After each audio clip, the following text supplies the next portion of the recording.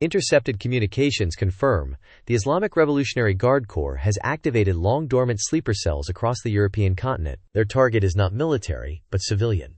The critical energy infrastructure that powers European homes and industry. Will this unprecedented act of economic warfare be the trigger for a global conflict? The operation, designated Frozen Flame by Western intelligence agencies, represents a strategic pivot by Tehran. It is a direct assault on the economic stability of key American allies. The objective is clear and catastrophic: to sever Europe's access to liquefied natural gas, or LNG, plunging the continent into an energy crisis not seen in decades. This is asymmetric warfare in its most sophisticated form. The intelligence is not based on speculation. It is a mosaic, assembled from two distinct and corroborating sources. The first is signals intelligence, or SIGINT, captured by the Echelon network. A series of encrypted burst transmissions, originating from a known IRGC Quads Force communications hub southeast of Tehran, were intercepted over a period of 72 hours. For months, these frequencies were silent. Their sudden activity was the first indicator. The second source is human intelligence, or HUMINT, a highly placed asset within Iran's Ministry of Petroleum,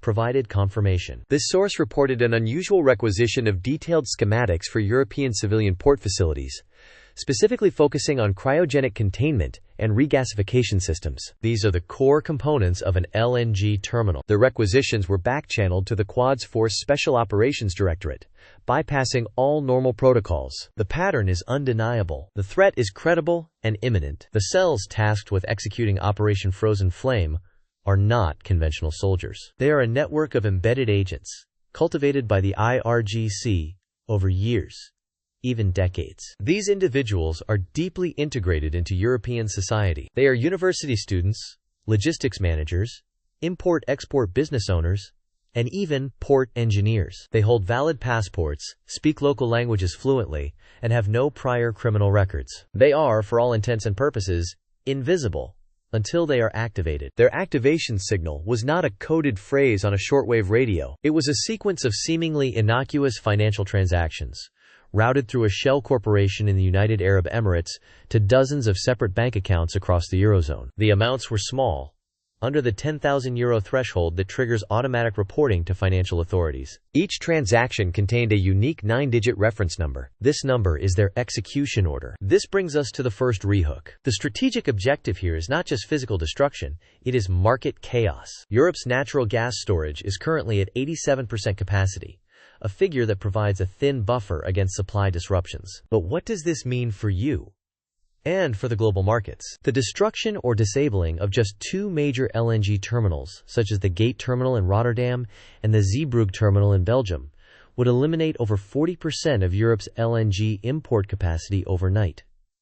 The immediate effect on the Dutch tidal transfer facility, the benchmark for European gas prices, would be an unprecedented price spike, potentially exceeding 200% within a single trading day. This financial shockwave would not be contained to Europe. With a key ally in an energy chokehold, the United States would face immense pressure to release strategic reserves, impacting domestic prices in North America. Global supply chains, already fragile, would face spiking energy and transport costs, fueling inflation. Defense and energy stocks would become extraordinarily volatile. This isn't just a regional attack.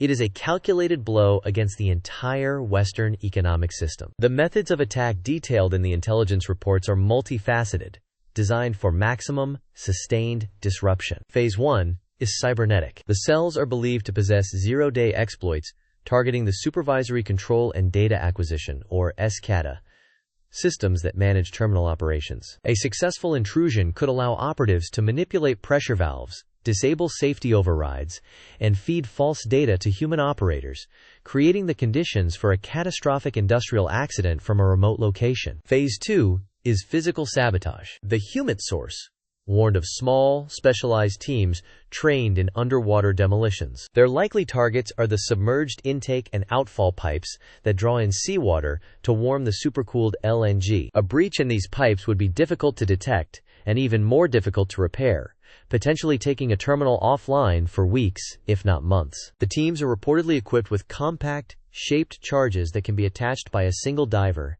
minimizing their operational footprint. Furthermore, analysis of the terminal schematics requested by the Quds Force reveals a focus on one particular vulnerability: the high-pressure arms that transfer LNG from the carrier ships to the onshore storage tanks. These articulated pipes are a choke point. An explosive charge of less than 5 kilograms of Semtex, correctly placed at a critical joint, could sever the connection and ignite a vapor cloud explosion with devastating consequences. This escalation by Iran is not random. It is a direct response to the tightening of sanctions and the perceived lack of progress in nuclear negotiations. From Tehran's perspective, if it cannot export its own energy resources legally, it will demonstrate its power to disrupt the energy security of its adversaries. It is a form of coercive diplomacy executed by clandestine means, creating a crisis so severe that Western powers are forced back to the negotiating table on Iran's terms. It is a classic Quds Force doctrine: create leverage through chaos. This leads to our second rehook. The activation signal,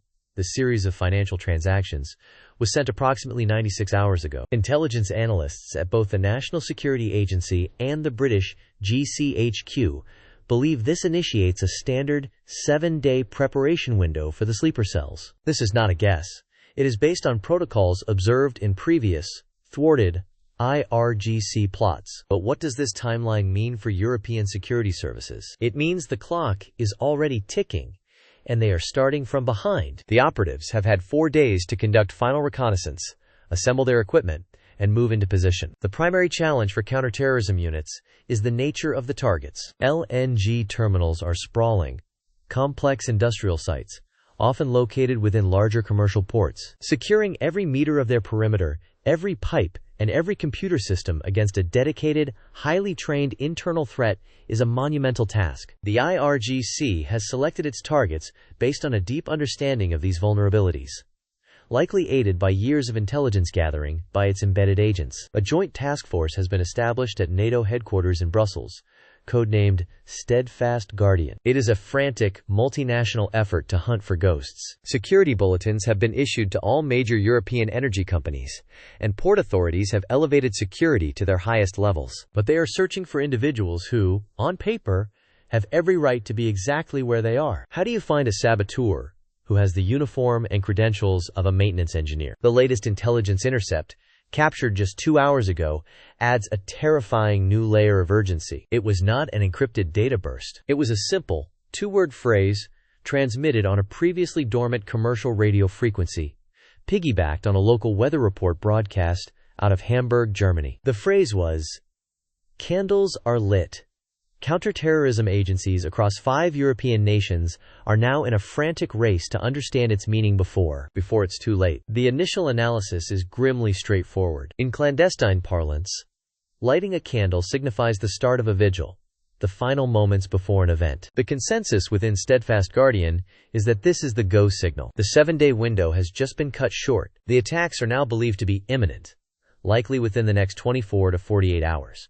But this is where the story should have ended. A race against time to find Iranian operatives before they blow up Europe's gas supply. A difficult, but understandable, intelligence problem. But one analyst at Germany's BND, the Federal Intelligence Service, flagged something that didn't fit. The frequency used for the broadcast was not just a random commercial channel. It was a frequency historically used by stay-behind networks during the Cold War, and more recently, co-opted by certain domestic extremist groups for encrypted, number station-style communications. Why would the Quds Force, with its sophisticated technical capabilities, use such a crude, ideologically loaded channel? And then came the rehook. The true rehook. The one that turned this crisis from a geopolitical showdown into a terrifying, psychological nightmare. The phrase, "candles are lit," was not found in any intercepted Iranian communications. It was not a code used by Hezbollah or any other known proxy. The BND analyst found it in a different database.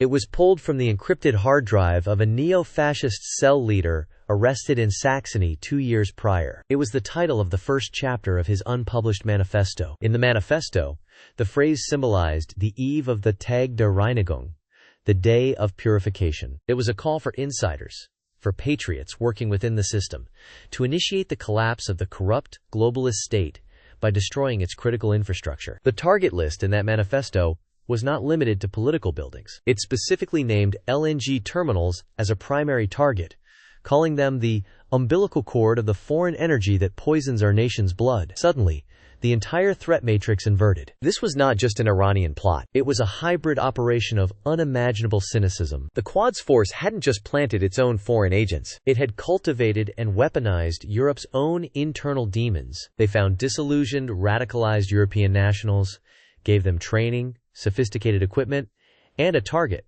that aligned perfectly with both Iran's geopolitical goals and the extremists' hateful ideology. How do you possibly defend against that? The enemy is no longer a foreigner trying to blend in. The enemy is a citizen. He could be the port crane operator, the IT technician, the security guard you greet every single morning. This changes everything. The search is no longer for a handful of Iranian operatives. It is now a desperate hunt for an unknown number of domestic terrorists, embedded, trusted, and now activated by a foreign intelligence service. These individuals wouldn't have the communication patterns or financial trails that counterintelligence would typically search for. They are deep cover assets, not because they were trained to be, but because they are part of the very fabric of the society they seek to destroy. The new intelligence profile being frantically assembled is that of a ghost. They are likely male, aged between 30 and 55, with technical or engineering backgrounds. They have legitimate employment records at these facilities, often for 5 years or more. They have no criminal records, but they have a hidden, fanatical second life. A life lived on the dark web, in encrypted chats, and in secret meetings in rural forests. Iran has simply provided the spark, the shaped charges, the zero-day exploits, and the final command to ignite a fire that was already smoldering in the heart of Europe. Just moments ago, Belgian security services, acting on this new profile, ran a cross-check of all employees at the Zeebrugge LNG terminal against a watch list of individuals who had merely accessed extremist online forums. They got a hit. A senior maintenance supervisor, a man with level 3 security clearance, giving him unrestricted access to the terminal's most sensitive areas, including the regasification control room. A man who, 20 minutes ago, swiped his access card and entered the facility for an unscheduled night shift. The command is given: isolate and neutralize. But the orders from Steadfast Guardian are fraught with an impossible choice. Storm the control room, and he could trigger a catastrophic explosion. Try to lock him out of the system digitally, and you risk tipping him off, forcing his hand. They are operating blind against an enemy who is already behind the last line of defense. But what the tactical teams on the ground don't know, what the command center is only just discovering, is that the physical bomb is a secondary threat. The supervisor's real weapon is a keyboard. He is not just trying to blow up a port. He is planting a logic bomb, a malicious code designed to surge the entire European power grid. The explosion is the distraction. The true goal is to trigger a continent-wide blackout. This is the horrifying synergy of the operation. The Quds force gets its geopolitical chaos, crippling Europe's energy independence in a single stroke, and the domestic extremists get their Tag der Reinigung, the day of purification, by collapsing the state not with a bang, but with the flick of a switch, plunging millions into darkness and chaos. For one heart-stopping second, two nightmares hang in the balance: the physical destruction of the terminal, or the digital decapitation of the continent's infrastructure. The operator has a fraction of a second to choose which threat to neutralize. He cannot stop both. The immediate crisis is over. The supervisor is down. The cascade is stopped. But the victory is terrifyingly thin. They stopped this one man, at this one terminal, on this one night. But the code he was uploading is now out. A digital ghost in the machine, waiting. And the ideology that drove him is not isolated. It is a poison that has found its way into the bloodstream of the West. The new battlefield is here. It is not in a distant desert, but in the server rooms and control centers that run our world. The new soldiers are not in uniform. They are our colleagues, our neighbors. This is the terrifying future of hybrid warfare, where foreign states no longer need to send armies. They just need to find the right citizen with the right access and whisper the right words in their ear. The candles have been lit, and we are all living in the vigil. The threats are evolving faster than our defenses. To understand the risks, to see the patterns before they converge, you need to stay informed. Subscribe to global_crisis_radar, because the next signal is already being sent.